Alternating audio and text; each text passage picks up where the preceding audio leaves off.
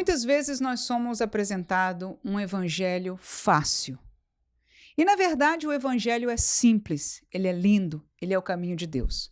Mas ele pede de nós coisas que não são fáceis. E Jesus, no seu discurso aqui do capítulo 12 de João, apresenta 4 palavras que, ao ouvi-las, nos dói um bocado.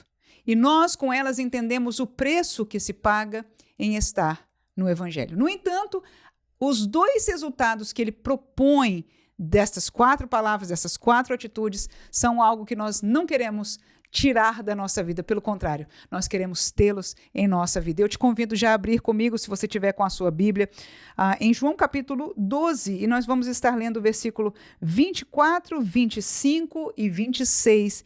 Nesse dia eu já quero saudar a você com a paz do Senhor Jesus. Portanto, João capítulo 12, 24, o texto diz: na verdade, vos digo que se o grão de trigo caindo na terra não morrer, fica ele só. Mas se morrer, dá muito fruto. Quem ama a sua vida, perdê-la-á. E quem neste mundo aborrece a sua vida, guardá-la-á para a vida eterna. Se alguém me serve, siga-me. E onde eu estiver, ali estará também o meu servo. E se alguém me servir, meu Pai o honrará. Amém.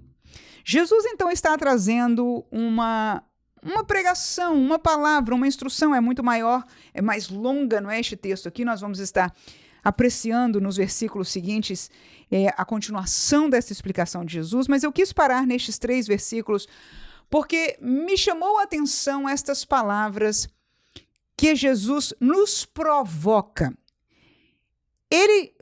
No primeiro versículo, ele fala da primeira palavra terrível, que eu chamaria, que é morrer. Este morrer aqui, eu não vejo que seja outra aplicação a não ser aquela que ele viveu.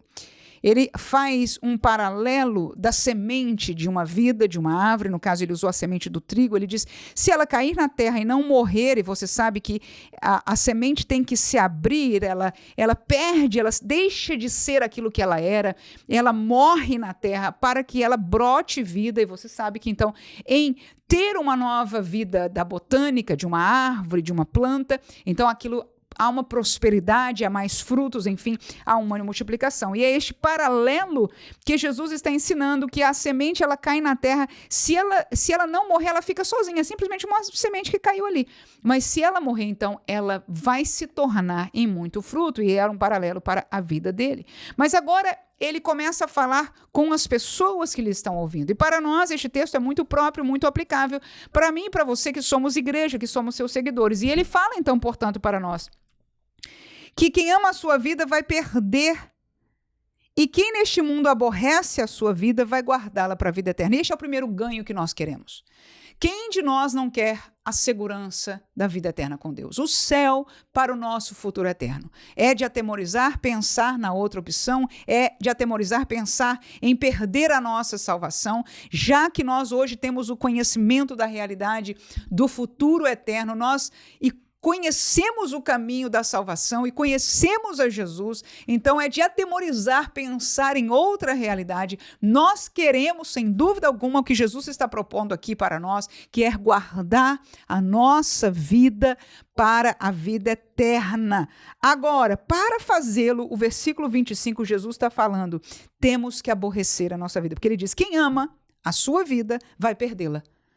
No entanto, quem aborrece a sua vida vai guardá-la para a vida eterna. Então é uma palavra dura, difícil, aborrecer a sua vida. O que é isso? Não gostar de si mesmo, quando algumas vezes na palavra de Deus fala o contrário, não é, para nós. O que significa isso? Está falando no contexto do mundo. Em que sentido? Que a nossa vida em relação ao mundo, nós não temos este prazer nas coisas do mundo. Nós não nos damos aos prazeres, não é, do dia a dia, da nossa carne, das coisas deste mundo. A nossa vida é, como diz o texto seguinte, servir ao Senhor. Aleluia! Nós vivemos buscando as coisas que são de cima. Nós acordamos louvando ao Senhor, nós oramos ao Senhor, nós trabalhamos, nós convivemos, mas nós somos peregrinos neste mundo, estamos de passagem. Esta não é a nossa terra. Nós, pela palavra, conhecemos a quem nós pertencemos e o que é o nosso futuro, que é de muitos mais anos do que o que nós estamos passando aqui na terra. Eu sei que para a dimensão humana e terrestre, isso é até difícil visualizar. Mas é a verdade de Deus, é a proposta de Deus para nós. E Jesus disse, se você amar a sua vida e lhe dar um bom conforto e só pensar no que é bem aqui, em guardar tesouros, em ter mais e mais estética, em buscar o melhor, a sabedoria deste mundo. Você veja, quando você ama a sua vida aqui, você vai automaticamente estar buscando as coisas do mundo.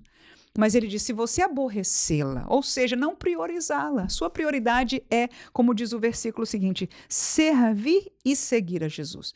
Então, se nós aborrecermos a nossa vida, ganharemos segurança, vai estar mais fácil, vamos estar guardando, a palavra é essa, vamos estar guardando, escudando a nossa vida para a vida eterna. Mas o seguinte versículo fala de outras coisas duras, e a gente vai terminar com ele. Qual é?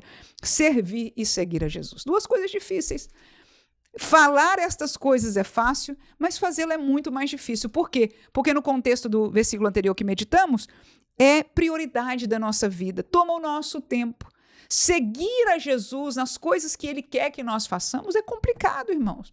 Nós precisamos gastar o nosso tempo em outras coisas, temos os nossos desejos e etc. Mas a Bíblia nos chama, o Senhor Jesus neste caso aqui, Ele nos chama a servi-lo e a segui-lo, porque Ele diz que onde eu estiver, ali estará o meu servo. Ou seja, se nós somos servos do Senhor, nós vamos aonde Ele vai, aonde Ele quer fazer a sua obra. E o mais bonito é este finalzinho aqui, que é aquilo que nós desejamos. Se alguém me servir, meu Pai o honrará.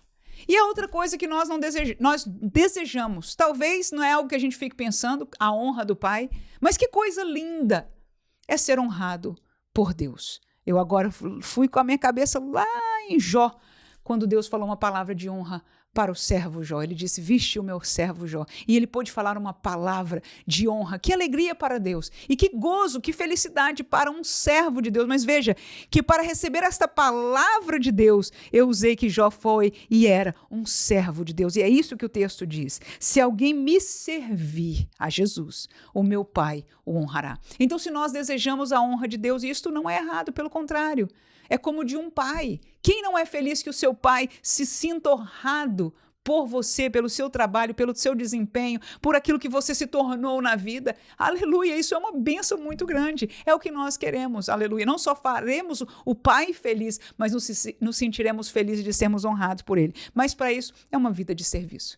Que Deus nos ajude a entender o lugar, a maneira que nós somos chamados por Ele para servir. São muitos dons, são muitas vocações, mas há que ter um desejo, um zelo, um querer, uma prioridade para as nossas vidas. E que o Espírito Santo neste dia nos ajude a entender aonde estamos neste panorama deste texto de Jesus. Se nós estamos amando a nossa vida ou se nós estamos aborrecendo. Se nós estamos com um desejo de seguir e servir a Jesus ou se nós estamos um pouco esquecidos pela turbulência da vida, por causa da realidade do dia a dia. Que o Espírito Santo nos ajude a alinhar a nossa vida com o desejo de Deus, para garantirmos duas coisas que com certeza nós almejamos: a honra do Pai e, por fim, também a nossa vida eterna com Ele. Amém.